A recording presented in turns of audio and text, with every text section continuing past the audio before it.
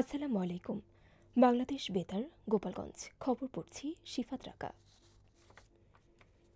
প্রাথমিক শিক্ষা অধিদপ্তরের মহাপরিচালক আবু নূর মোহাম্মদ শামসুজ্জামান বলেছেন, প্রাথমিকের প্রধান শিক্ষকদের ১০ম গ্রেডে উন্নীত করা হবে। তিনি বলেন, চরাঞ্চলের দুর্গম এলাকার শিক্ষকদের জন্য বিশেষ ভাতা, রাত্রিযাপনের জন্য ব্যবস্থা এবং ১ বছরের মধ্যে বদলির ব্যবস্থা করা হবে। প্রাথমিক শিক্ষার মানোন্নয়নে ফরিদপুর জেলার সদরপুর ও চরভদ্রাসন উপজেলার বিভিন্ন স্টেক হোল্ডারদের সাথে গতকাল এক মতবিনিময় সভায় শিক্ষার মানোন্নয়নে বিভিন্ন দিক নিয়ে নির্দেশনামূলক বক্তব্যে তিনি এসব কথা বলেন। ফরিদপুর জেলা প্রশাসক মোহাম্মদ কামরুল হাসান মোল্লার সভাপতিত্বে বিশেষ অতিথি ছিলেন স্থানীয় সরকার, পল্লী উন্নয়ন ও সমবায় মন্ত্রণালয়ের অতিরিক্ত সচিব মোহাম্মদ ফজলুর রহমান।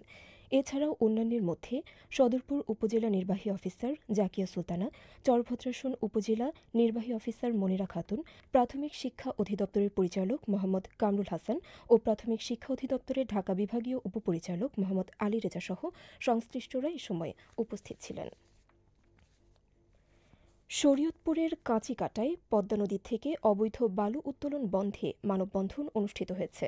গতকাল পদ্মা নদীর তীরে দাঁড়িয়ে কয়েক হাজার শিক্ষার্থী ও স্থানীয় ক্ষতিগ্রস্ত মানুষ এ মানববন্ধনে অংশগ্রহণ করে। পদ্মার তীরে হুমকিতে থাকা বসতবাড়ি, শিক্ষা প্রতিষ্ঠান ও ফসলি জমি রক্ষায় নদী থেকে অবৈধভাবে বালু উত্তোলন বন্ধ এবং একই সাথে ভাঙন প্রতিরোধে স্থায়ী তীর রক্ষায় প্রশাসনের কাছে বাঁধ নির্মাণের দাবি করেন মানববন্ধনে অংশগ্রহণকারীরা। মাদারীপুরের চোকদার ব্রিজ এলাকা থেকে ৪২ বোতল ফেন্সিডিল সহ ২ মাদক ব্যবসায়ীকে গ্রেফতার করেছে জেলা গোয়েন্দা পুলিশ। গতকাল গোপন সংবাদের ভিত্তিতে গোয়েন্দা পুলিশের একটি দল ঝিকরহাটিতে অভিযান চালিয়ে এনামুল দর্জি ও সুমন দর্জিকে গ্রেফতার করে। এ সময় তাদের সঙ্গে থাকা অপর ২ মাদক কারবারি পালিয়ে যায়। পুলিশ জানায়, এনামুল দীর্ঘদিন ধরে প্রকাশ্যে মাদক বিক্রি করে আসছিলেন। চলতি বছরের ২০ জানুয়ারি ১১০ বোতল ফেন্সিডিল সহ এনামুল গ্রেফতার হলেও জামিনে ছাড়া পেয়ে আবারও এ ব্যবসা শুরু করেন।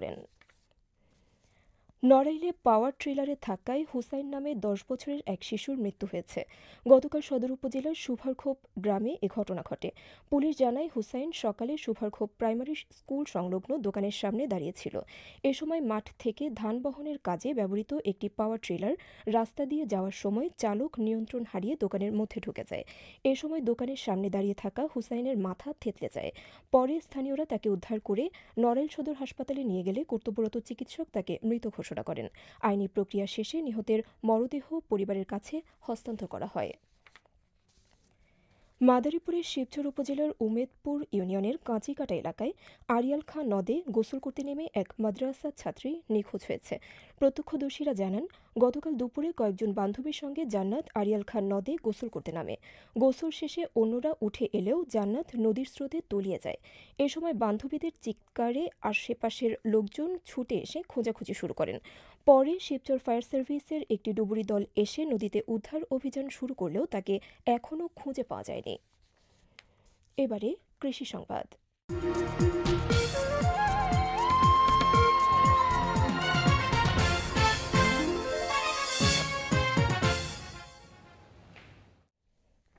চলতি রবি মৌসুমে নড়াইলের কালিয়া উপজেলায় ৩,৯৫৯ মেট্রিক টন খেসারি উৎপাদনের লক্ষ্যমাত্রা নির্ধারণ করা হয়েছে। উপজেলা কৃষি সম্প্রসারণ অধিদপ্তর জানায়, লক্ষ্যমাত্রা অর্জনে এবছর উপজেলায় ৩,৭০০ হেক্টর জমিতে খেসারির চাষ করা হয়েছে। খেসারি চাষের জন্য উপজেলা কৃষি সম্প্রসারণ অধিদপ্তর কৃষকদের মাঝে প্রয়োজনীয় বীজ, সার ও কীটনাশক সহ কৃষি উপকরণ সরবরাহ করেছে।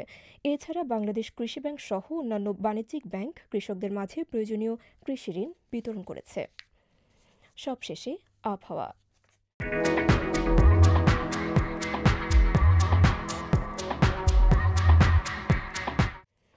আজ বেলা ১টা পর্যন্ত অভ্যন্তরীণ নদীবন্দরসমূহের জন্য আবহাওয়ার পূর্বাভাসে বলা হয়েছে, রংপুর, ঢাকা, রাজশাহী, কুষ্টিয়া, যশোর, পাবনা, বগুড়া, টাঙ্গাইল, ময়মনসিংহ এবং সিলেট অঞ্চলসমূহের উপর দিয়ে পশ্চিম অথবা উত্তর পশ্চিম দিক থেকে ঘণ্টায় ৪৫ থেকে ৬০ কিলোমিটার বেগে অস্থায়ীভাবে দমকা অথবা ঝোড়ো হাওয়াসহ বৃষ্টি অথবা বজ্রবৃষ্টি হতে পারে। এসব এলাকার নদীবন্দরসমূহকে ১ নম্বর সতর্কতা সংকেত দেখাতে বলা হয়েছে। খবর শেষ হলো। আমাদের পরবর্তী খবর প্রচারিত হবে আগামীকাল সকাল ৮টা বেজে ৩০ মিনিটে বাংলায়।